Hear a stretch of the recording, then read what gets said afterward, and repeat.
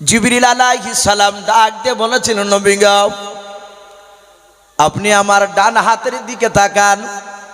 আল্লাহর নবী জনাবে মুহাম্মদ রাসূলুল্লাহ সাল্লাল্লাহু তাআলা আলাইহি ওয়াসাল্লাম নবী আমার তাকে বললেন, জিবরিল ভাই, আমি তোমার ডান হাতগুলো দেখতে পাচ্ছি। বলাও, ডান হাতের দিকে আমি তাকে দেখতে পাচ্ছি।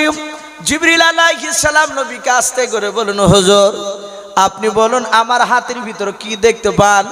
বলে, আপনার হাতের ভিতরতে ঘরের দরজার ছবি দেখতে পাই। জিবরিল আলাইহিস সালাম বলে, নবী আপনি তাকে দেখুন, কটা দরজা দেখতে পাচ্ছেন? নবী আমার মসজিদে নববী থেকে তাকে দেখতে লাগলেন।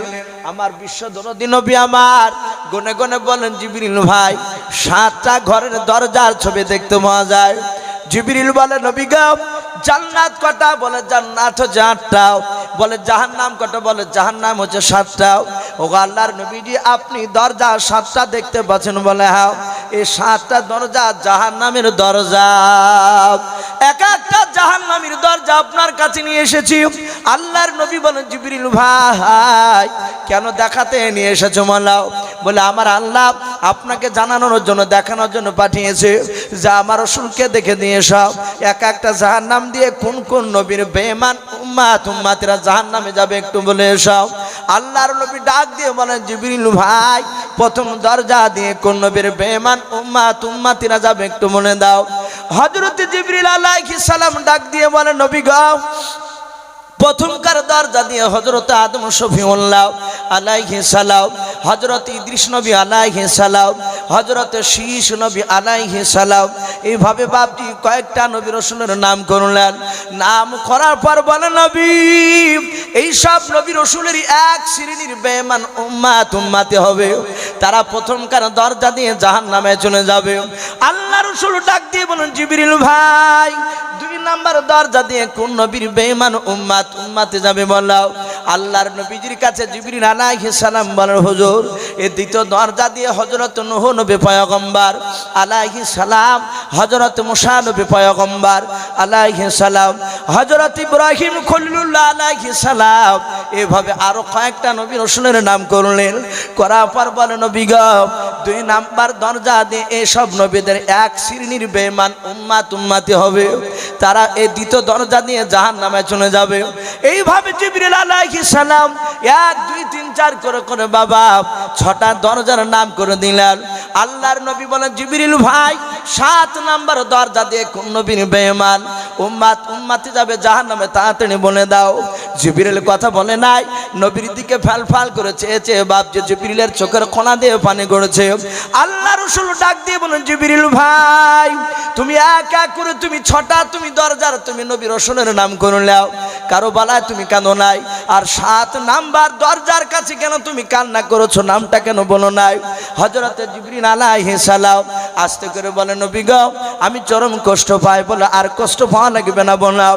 জিবরিল আলাইহিস সালাম আস্তে করে কাঁদতে কাঁদতে বলেন, হুজুর, 7 নাম্বার দরজা নিয়ে কিয়ামত পর্যন্ত নবী আপনার এক শ্রেণীর বেঈমান উম্মতিরা হবে। নবী গো, আপনাকে তারা মানবে না। আপনার এক শ্রেণীর বেঈমান উম্মতিরা, তারা আল্লাহর কোরআনকে মানবে না, আপনার সুন্নাতকে মানবে না। ওগো নবীজি, ওই এক শ্রেণীর বেঈমান উম্মতিরা 7 নাম্বার দরজা নিয়ে আপনার সেই উম্মতিরা তারা জাহান্নামে চলে যাবে। রাসূল হাওমা করে কাঁদতে লাগলেন। ভাই, নবী 4 দিন সাহাবার কাছ থেকে চলে গিয়েছিলেন, গুহার ভিতর সেজদায় পড়ে পড়ে শুধু কাঁদছিলেন, আমার উম্মতরা জাহান্নামে যাবে, আমি নবী জান্নাতে সহ্য করতে পারবো না। ভাই, অনেক লম্বা ঘটনা, সেদিকে আমি আর যাব না, কারণ আজকে জালসা যিনি দ্বিতীয় বক্তা আমার পরে যিনি আসবেন, উনি অলরেডি চলে এসেছেন স্টেজের ওপরে। তো যাই হোক, মুফতি সাহেব একটু ইশারা করেছিলেন, আমি আর লম্বা চড়া করব না। আমার বিশ্বনবী, দরুদ নবী, রহমতের নবী, তাকে জিবরিল আলাইহিস সালাম এসে বললেন, ওগো রাসূল, আর কাঁদবেন না। এরপর অসাকাম, হে নবী, আপনি সেজদা তুলুন, আর কাঁদবেন না। আপনার যারা প্রকৃতি উম্মতি হবে, তারা কোনোদিন জাহান্নামে যাবে না। বলুন সুবহানাল্লাহ। যারা প্রকৃতি আপনার উম্মতি হবে। তাই ভাই, আমি আপনাদেরকে অনুরোধ করব, আমার বিশ্বনবী কেঁদেছেন আমাদের জন্য, জিন্দা অবস্থাতে কেঁদেছেন, ইন্তেকাল করার আগেও ইন্তেকাল করার পরে এখনো বাপজি মদিনাতে রাসূলুল্লাহ রওজাতুল মানোয়ারায় এখনো উম্মতি মতি করে কাঁদছে। কিয়ামতের ময়দানও বাপজি রাসূলুল্লাহ কান্না করবেন, বলুন আলহামদুলিল্লাহ, শুধু উম্মতের জন্য। তাই ভাই আমি সকলকে বলবো আমরা সকলে 5 ওয়াক্ত নামাজ পড়বো, বলুন ইনশাআল্লাহ। আর কিছুক্ষণ পরে ইনশাআল্লাহ আপনারা দেখতে পাবেন আপনারা যে বাপজি টাকা দিয়ে এই যে মাদ্রাসা বাপজি আপনারা ছাত্রদেরকে খাবার খাওয়াছেন, সে খাবার খেয়ে বাপজি কোরআনের হাফেজ তৈরি হয়েছে। আজ গোটা পৃথিবীর এক শ্রেণীর বেঈমানরা তারা চক্রান্ত চালাচ্ছে যে মুসলমানকে শেষ করতে হলে মাদ্রাসাকে প্রথমে বন্ধ করা লাগবে, আর মাদ্রাসা যদি বন্ধ না করতে পারা যায় তাহলে ইসলামকে ধ্বংস করা সম্ভব হবে না। তাই বাপজি মাঝে মাঝে মানুষ বলছে অনেক কিছু বেঈমানরা যে মাদ্রাসাতে সন্ত্রাস শিক্ষা হয়, বলুন আস্তাগফিরুল্লাহ।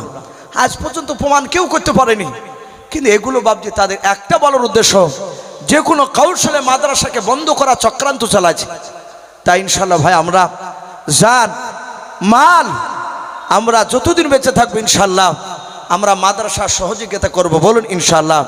প্রয়োজন হলে জান যদি প্রয়োজন হয় আমরা জান দিতে রাজি আছি, বলুন ইনশাআল্লাহ। তো ভাই আমি এই বলে আমার বক্তব্য শেষ করলাম। ওয়া আখিরি দাওয়ানা আনিল হামদুলিল্লাহি রাব্বিল আলামিন। আসসালামু আলাইকুম ওয়া রাহমাতুল্লাহি ওয়া বারাকাতুহু।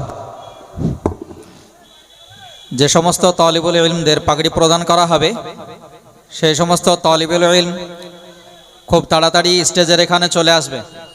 সঙ্গে যে সমস্ত অভিভাবকরা আছেন, বিশেষত তালিবুল ইলমদের আব্বা যারা আছেন, আব্বা যদি থাকেন তো অবশ্যই এখানে আসবেন স্টেজে। যে ছাত্রদেরকে পাগড়ি দেওয়া হবে তাদের যদি গার্জেন থাকেন, বিশেষ করে পিতা যদি থাকেন, এখানে অবশ্যই স্টেজে আসবেন।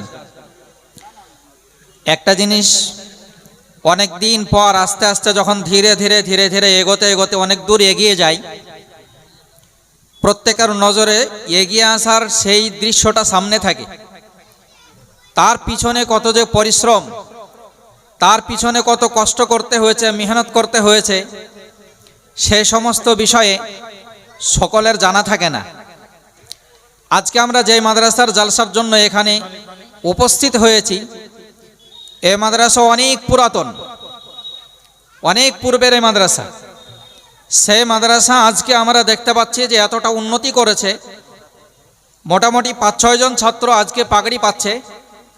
সেই ছাত্রদের মধ্যে আরও একটা খুশির বিষয়, তারা হচ্ছে এলাকারই আশেপাশের। এমন নয় যে দূর দূরান্ত থেকে এসে হিফজ করার পরে তারা চলে গেল, এলাকার লোকজন আমরা কিছুই পেলাম না, সেটা নয়। আপনার এলাকার সন্তান যারা, তারাই এখানে হিফজ করার পরে এলাকার সন্তানরা কেমনভাবে তারা তৈরি হয়েছে, কেমনভাবে হিফজের পুরো কোরআন শরীফ মুখস্থ করেছে, সেই বিষয়টা কিছুক্ষণের মধ্যেই আমাদের সামনে চলে আসবে।